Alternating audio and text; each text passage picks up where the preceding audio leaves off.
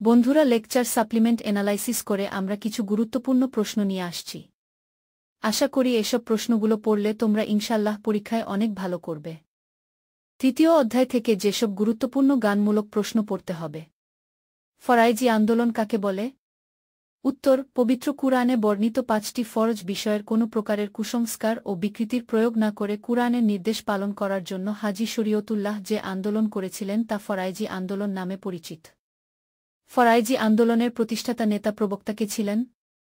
উত্তর: হাজী শরীয়তুল্লাহ। তিতুমীরের প্রকৃত নাম কি ছিল?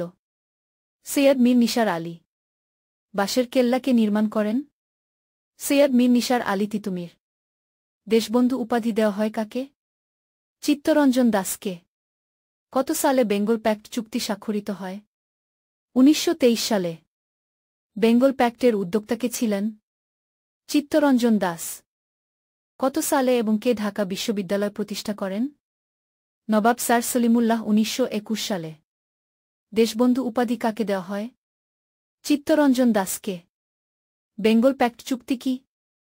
1923 সালে হিন্দু মুসলমানদের দাবি দেওয়া সংবলিত ঐতিহাসিক চুক্তিই বেঙ্গল প্যাক্ট নামে পরিচিত। কত সালে বেঙ্গল প্যাক্ট চুক্তি স্বাক্ষরিত হয়? 1923 সালে। স্বরাজ দলকে গঠন করে? চিত্তরঞ্জন দাস। শেরে বাংলা একে ফজলুল হক কোথায় জন্মগ্রহণ করেন? বরিশাল জেলায়, বর্তমান ঝালকাঠি জেলা। ঢাকা ইডেন কলেজকে প্রতিষ্ঠা করেন? শেরে বাংলা একে ফজলুল হক। ডাল ভাতের রাজনীতি কোন নেতার কর্মসূচি ছিল? শেরে বাংলা একে ফজলুল হক। গণতন্ত্রের মানসপুত্র বলা হয় কাকে? হোসেন শহীদ সোহরাওয়ার্দী। অবিভক্ত বাংলার শেষ মুখ্যমন্ত্রী কে ছিলেন? হোসেন শহীদ সোহরাওয়ার্দী। মাওলানা আব্দুল হামিদ খান ভাসানীর অপর নাম কি ছিল? চেগা মিয়া। মজলুম জননেতা কে ছিলেন? মাওলানা আব্দুল হামিদ খান ভাসানী। লাঙল যার জমিদার এটি কার আন্দোলনের মূল স্লোগান ছিল? মাওলানা আব্দুল হামিদ খান ভাসানীর কৃষকদের নিয়ে। তৃতীয় অধ্যায় থেকে যেসব গুরুত্বপূর্ণ জ্ঞানমূলক প্রশ্ন পড়তে হবে। ফরাইজি আন্দোলন কাকে বলে? উত্তর: পবিত্র কুরআনে বর্ণিত 5টি ফরজ বিষয়ের কোনো প্রকারের কুসংস্কার ও বিকৃতির প্রয়োগ না করে কুরআনের নির্দেশ পালন করার জন্য হাজী শরীয়তুল্লাহ যে আন্দোলন করেছিলেন তা ফরাইজি আন্দোলন নামে পরিচিত। ফরাইজি আন্দোলনের প্রতিষ্ঠাতা নেতা প্রবক্তা কে ছিলেন?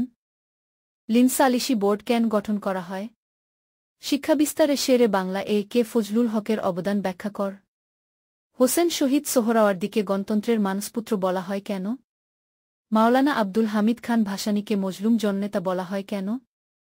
গুরুত্বপূর্ণ গ ও ঘ নং প্রশ্নসমূহ। ফরাইজি আন্দোলনে হাজী শরীয়তুল্লাহর প্রভাব ব্যাখ্যা কর। বাংলাদেশের স্বাধীনতা সংগ্রামের পটভূমিতে তিতুমীরের অবদান ব্যাখ্যা কর। শিক্ষা বিস্তারে নওয়াব আব্দুল লতিফের অবদান ব্যাখ্যা কর। শিক্ষা ও রাজনৈতিক ক্ষেত্রে নবাব স্যার সলিমুল্লাহর অবদান ব্যাখ্যা কর।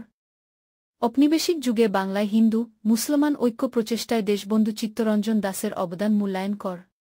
কৃষক স্বার্থ, শিক্ষা বিস্তার ও বাঙালি জাতিসত্তার বিকাশে শেরে বাংলা এ কে ফজলুল হকের অবদান মূল্যায়ন কর। হোসেন শহীদ সোহরাওয়ার্দীর রাজনৈতিক অবদান বিশ্লেষণ কর। জনঅধিকার প্রতিষ্ঠা এবং কৃষক সংগ্রাম পরিচালনায় মাওলানা আব্দুল হামিদ ভাসানীর ভূমিকা মূল্যায়ন কর।